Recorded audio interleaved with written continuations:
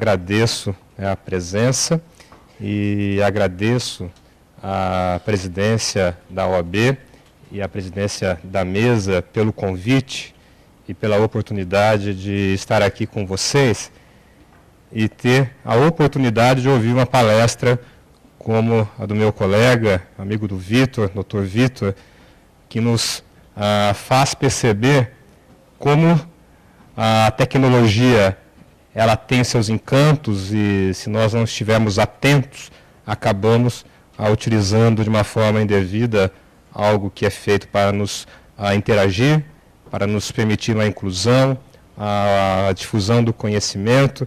E eu acabei de descobrir, Vitor, que eu também sou viciado.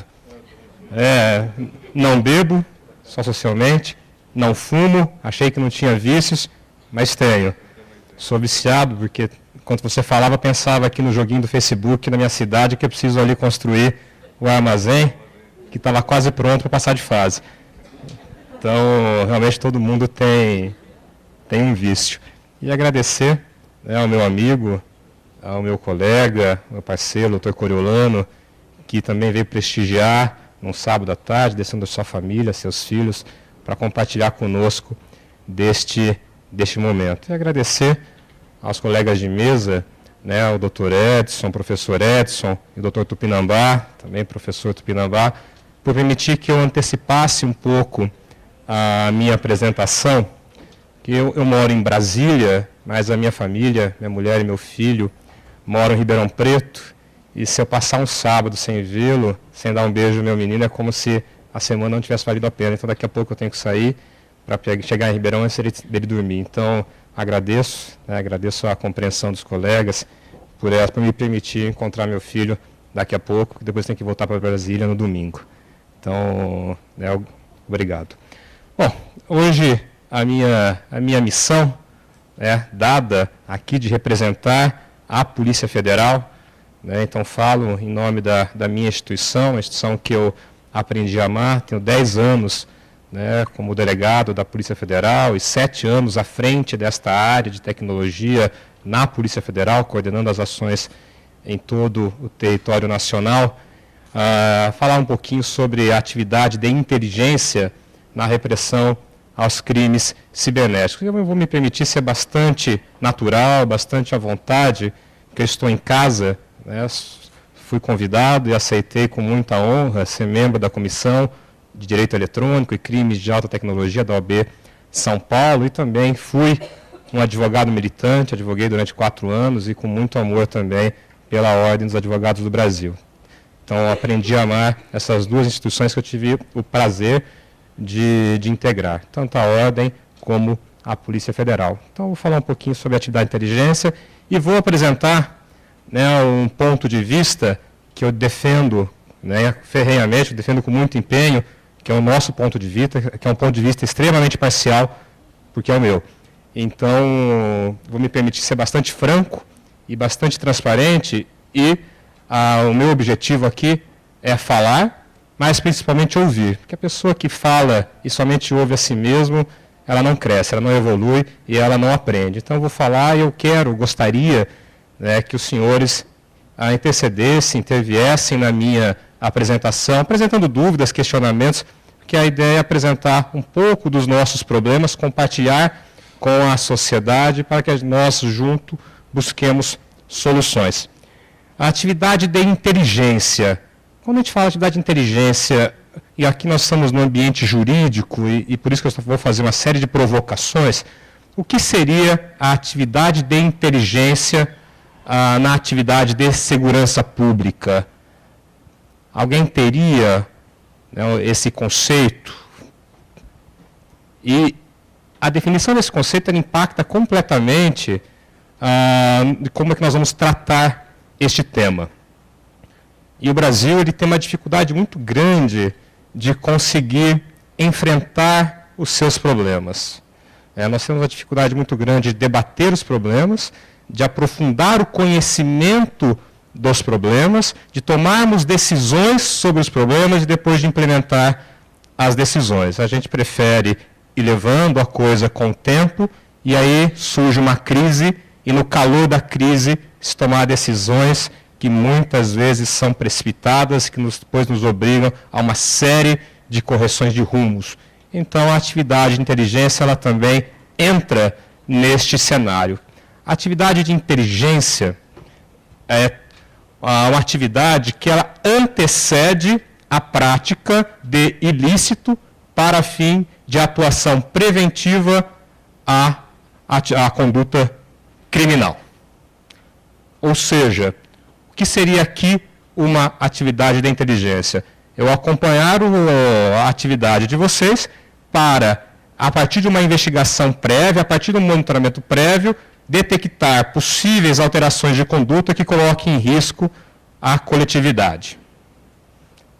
Quando a gente atua depois de um ato, ou depois de iniciada a execução de um ato criminoso, não é mais atividade de inteligência, é atividade de investigação criminal. E quando se atua preventivamente a ação criminosa, é uma atividade de inteligência. E aí a gente pergunta, nós temos no Brasil uma regulamentação da atividade de inteligência? Essa é uma pergunta que a gente vai tentar responder durante a apresentação. Nós temos no Brasil um arcabouço jurídico que diga quais são os limites e o que é permitido fazer na atividade de inteligência e acompanhamento das condutas no seio da sociedade para a promoção da segurança pública? É outra pergunta. Nós precisamos de atividade, nós queremos dessa atividade de prevenção a ilícitos para evitar que pessoas sejam violentadas ou vitimadas? Nós precisamos. Por quê? Porque ficou muito claro que tentar consertar algo depois do dano já realizado, já acontecido, é uma política que não deu certo e é uma política que não vai dar certo. Mesmo porque nós também temos uma dificuldade enorme de aplicar as medidas corretivas para as pessoas que cometem algum tipo de transgressão. E a gente varia, altera o nosso entendimento conforme o calor. Então, uma pergunta que a gente faz em eventos dessa natureza. Nós precisamos criminalizar condutas praticadas através da tecnologia da informação, através da internet, que causam dano às outras pessoas? Falta uma legislação penal? Pode ser que falte uma legislação penal. A pena deve ser uma pena que imponha um regime de prisão ao infrator?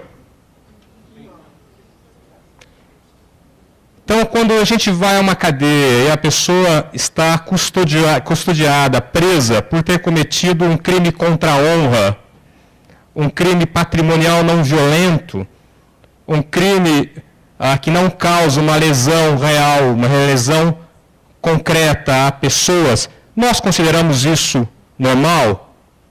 Ou nós falamos, não, para que encher as prisões com pessoas que praticaram esses delitos?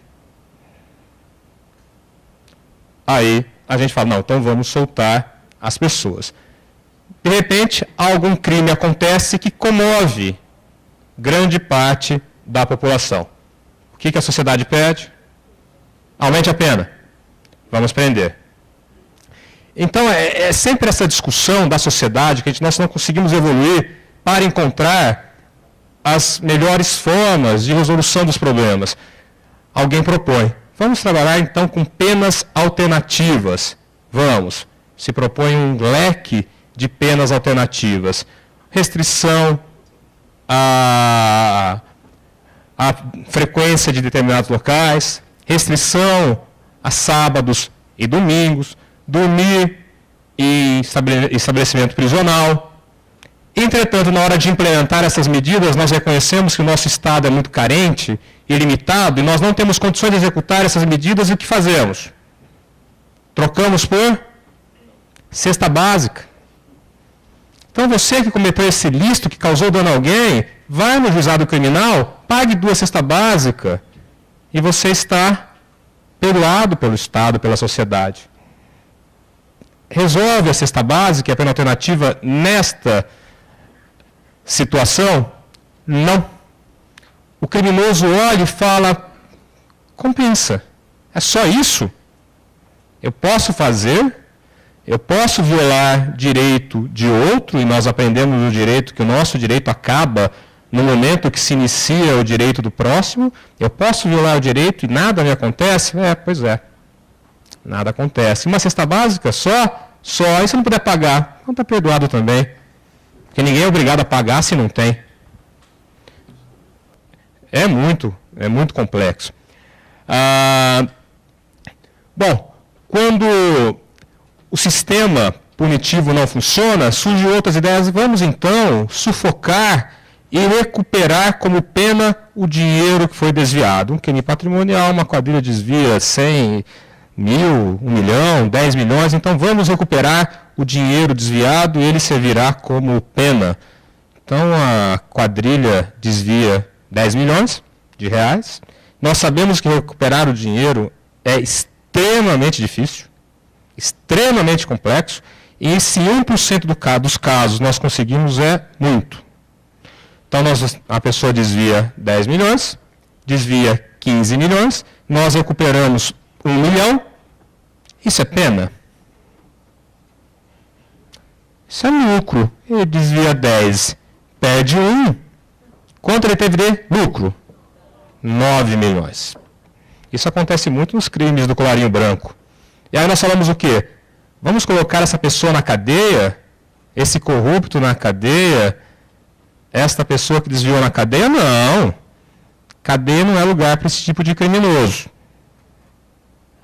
E aí a gente coloca essa pessoa em liberdade com 9 milhões no bolso e rindo ainda de todo o sistema criminal. Porque ele demonstra que o crime compensa e compensa muito. E quando nós tentamos discutir com a sociedade, a discussão fica num nível muito etéreo, muito filosófico, e as soluções não avançam. A mesma coisa acontece, eu fiz este gancho, na área da inteligência. Todos nós queremos que o Estado nos defenda e nos dê proteção para evitar que um delito aconteça. Mas, entretanto, o que é uma atividade de inteligência? É coleta de informação. Se nós não tivermos informação, se o Estado não tiver informação para gerar ali a sua inteligência, é possível fazer inteligência?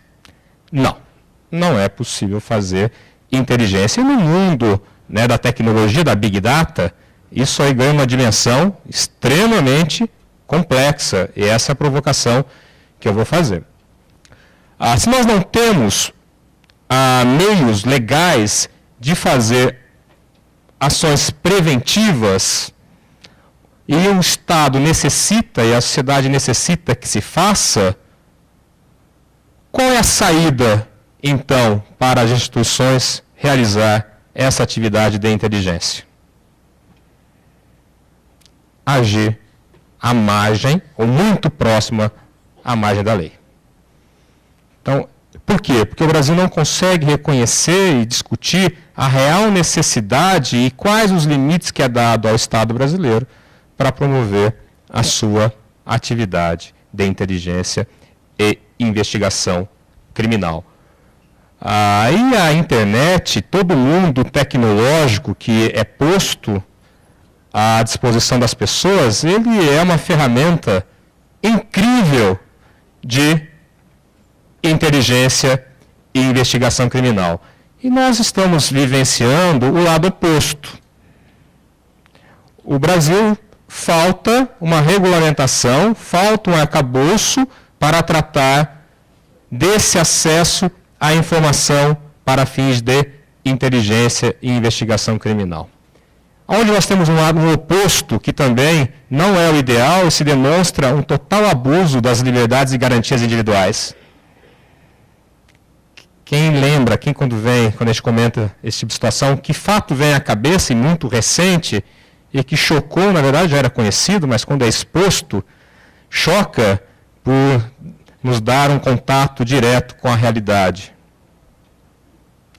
O caso do ex-agente da CIA, que trabalhava para a NSA, que denunciou que os Estados Unidos tinha um grande sistema de vigilância e monitoramento de toda a internet, aonde ele justificava essa necessidade de invadir a privacidade de todo mundo para, através das condutas pretéritas, identificar um desvio que permitisse atuar em caso de terrorismo.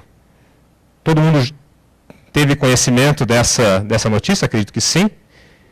E é fato, e o fato é que esta situação não foi negada pelo governo americano, e no sentido contrário, né, o secretário de Estado dos Estados Unidos esteve em Brasília semana passada, e ao ser questionado sobre a existência desse programa, do PRISM, qual foi a resposta? Não, nós fazemos e vamos continuar fazendo. Que inclusive isso é bom para vocês brasileiros. Então ele deu até um pouco de ironia na sua manifestação. Ele falou, não, nós vamos fazer e vamos continuar fazendo. Deixando claro que para os Estados Unidos, os direitos e garantias individuais dos estrangeiros não têm tanta importância como para os próprios americanos, sendo que também, até mesmo nos Estados Unidos, essa violação em larga escala foi praticada. E aí você verifica como interpretar e usar o direito, ele também permite algumas manobras. A Constituição americana garante aos americanos não terem sua manifestação violada, a não ser por uma ordem judicial, quando envolver conteúdo. Quando envolver metadados ou registros de conexão e acesso, não, as autoridades policiais podem ter acesso diretamente. Mas quando envolver conteúdo, o Estado americano, para acessar, precisa de uma autorização judicial. Qual foi a solução então dada? Cria-se um tribunal secreto, faça um pedido secreto, dá-se uma decisão secreta para se interceptar tudo e todo mundo, e eis que está cumprida as regras constitucionais. Então, eu estou trazendo essa discussão porque quando nós defendemos um regulamento da atividade de inteligência no âmbito da segurança pública para que as forças policiais tenham capacidade de agir preventivamente, demonstra que nós sabemos também quais são os limites. Nós queremos instituir no Brasil algo semelhante ao que os Estados Unidos fez?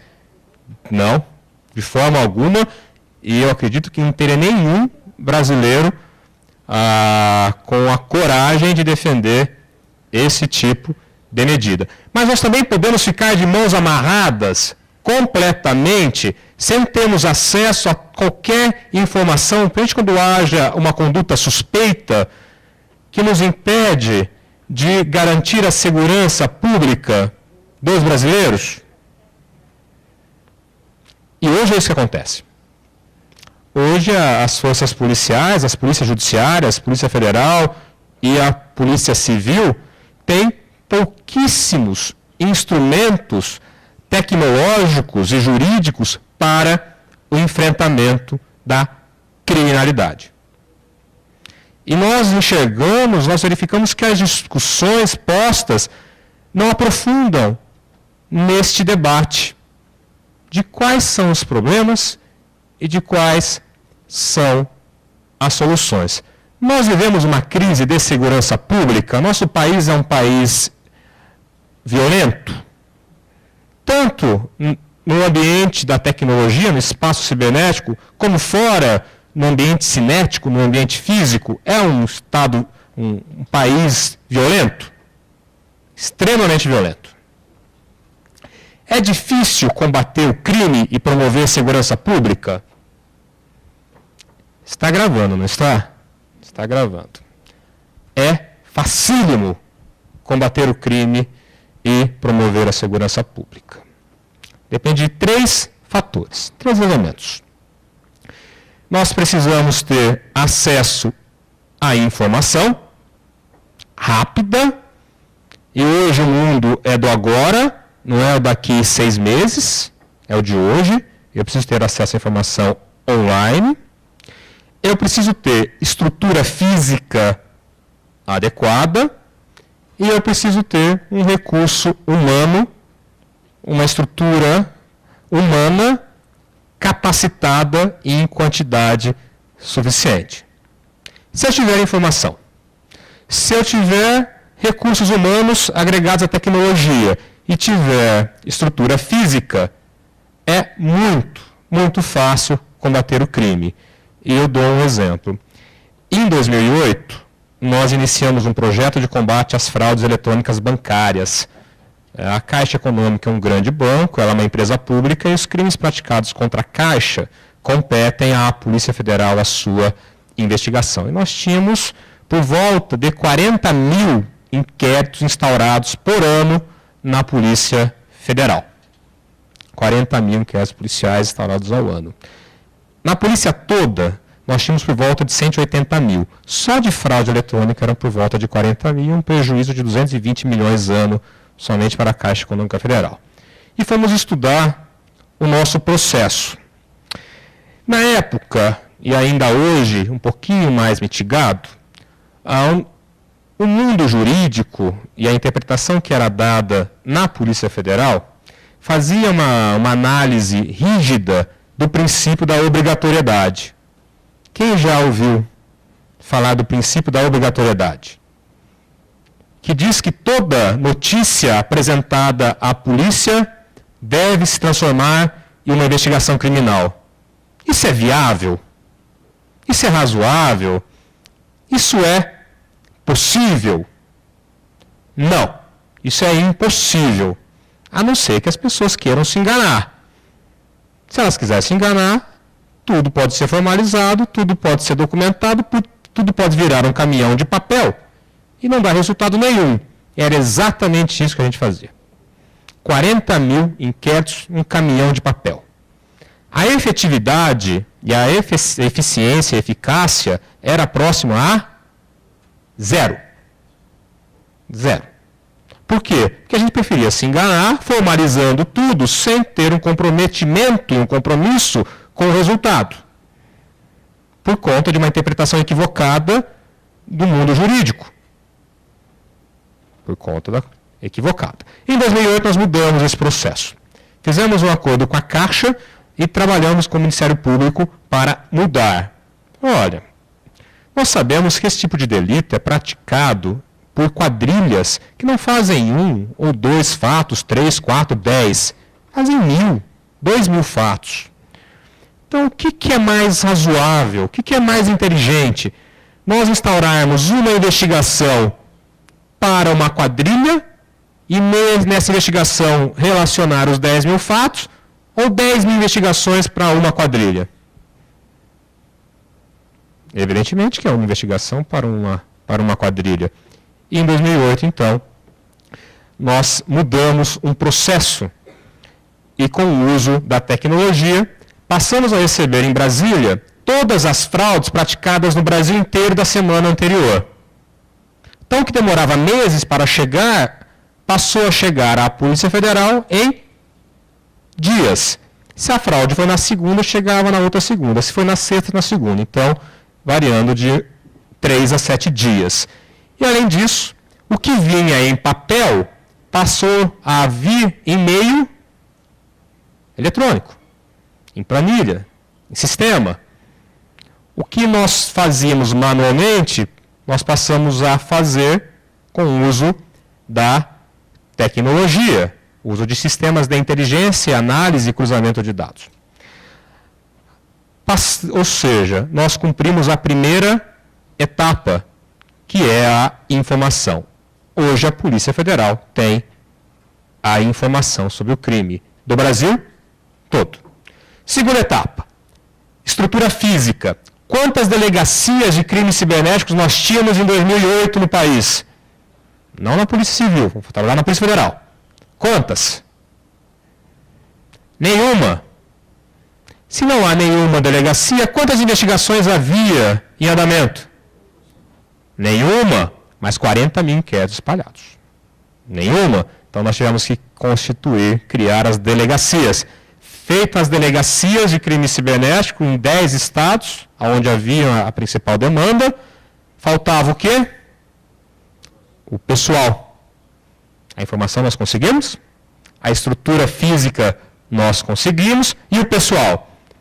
Nós tínhamos quantas pessoas trabalhando na área em 2008? Vou dar uma dica. 4. Eu era uma das 4. Coordeno a área desde 2007. 4. Precisamos, então, constituir as equipes, investir em capacitação, barato, caro, caríssimo, mas perto do prejuízo, ínfimo. Prejuízo de 200 milhões ano, investimento de 2 milhões é pequeno. Então, investe em capacitação. Hoje nós temos 100 pessoas trabalhando na área, na Polícia Federal. E o resultado? Nós fazíamos, em média, 1 ou 2 operações por ano, quando não existia, porque nós tínhamos uma pequena célula lá em Brasília, os 4. De 2010 para cá, foram 16 grandes operações de combate à fraude eletrônica. Qual foi o resultado? A fraude contra a Caixa caiu 70%. Com um viés de baixa. Ela vai cair 95% em mais 2, 3 anos. Vai cair. Por quê? Porque se você combater o crime com inteligência, recursos humanos e recurso físico, o crime cai. E a segurança aumenta. Agora, se você tirar a informação, ou se você tirar a estrutura, ou se você tirar as pessoas, não há solução possível para enfrentar a criminalidade. E quando eu vejo a discussão da mudança legislativa desassociada de toda a evolução deste processo, vai resolver? Não. Adianta eu mudar o Código Penal? Adianta eu mudar o Código de Processo Penal se eu não investir em capacidade e tecnologia do sistema criminal para usar essas ferramentas? O Código Penal e o Código de Processo Penal, ela é a planta do prédio. Adianta eu ter a planta do prédio sem ter as pessoas para levantá-lo? Mais uns 5 minutinhos. Adianta eu ter a planta de um prédio para não ter as pessoas para levantá-lo? Não adianta. Então, doutor Coriolano, e vocês advogados, estudantes, vocês são pessoas formadoras de opinião, é necessário que conheça todo o processo para que nós discutamos os problemas e apresentemos as soluções de forma real, de forma efetiva, porque do tempo da decisão de fazer ao tempo de implementar e dar um resultado, o período de maturação é de 8 a 10 anos. Então, dos problemas que nós estamos identificando hoje, se nós vamos resolvê-los, já temos que projetá-los há 8 a 10 anos. Porque se vamos instituir políticas públicas, nós temos que decidir já, temos que implementar já e temos que garantir a segurança na nossa geração e das gerações futuras. Então, é muito importante que nós realizemos eventos como esses e é muito importante que as pessoas participem dos processos para que a gente consiga evoluir. Eu participo das discussões sobre a nova legislação de crime cibernético desde 2008.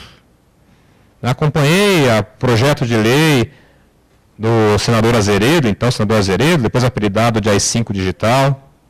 Acompanhei quando ele perdeu a sustentação política e entrou em discussão o Marco Civil da Internet.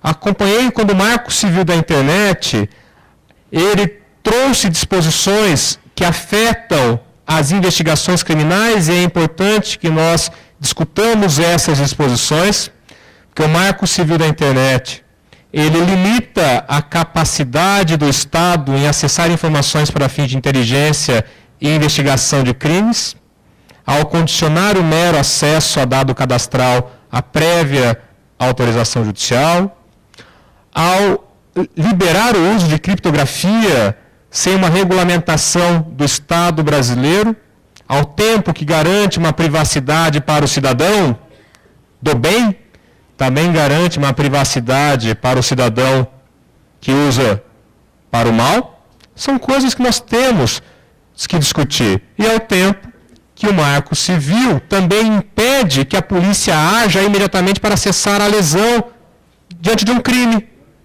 Ou seja, nós estamos amarrando as nossas mãos e é importante que nós discutamos.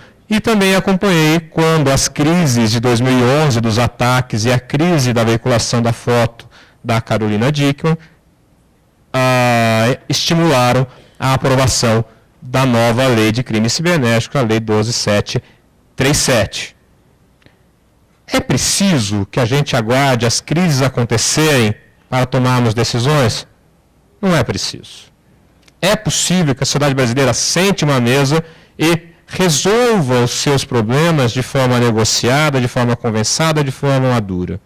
Da forma que nós estamos fazendo hoje, nós estamos arriscando o nosso futuro por falta da capacidade de sentarmos, discutirmos e resolvermos os problemas que são postos. E os nossos filhos, o nosso futuro pode cobrar essa conta pela nossa incapacidade de gerenciar os nossos problemas. Ainda dá tempo e é necessário, então, que todos nós que temos capacidade e condições de resolver problemas, atuemos juntos para construir uma sociedade melhor. Eu só agradeço, eu peço desculpa por ter que sair e fica meus abraços e minhas homenagens à UAB e a todos vocês que participaram desse evento. Obrigado.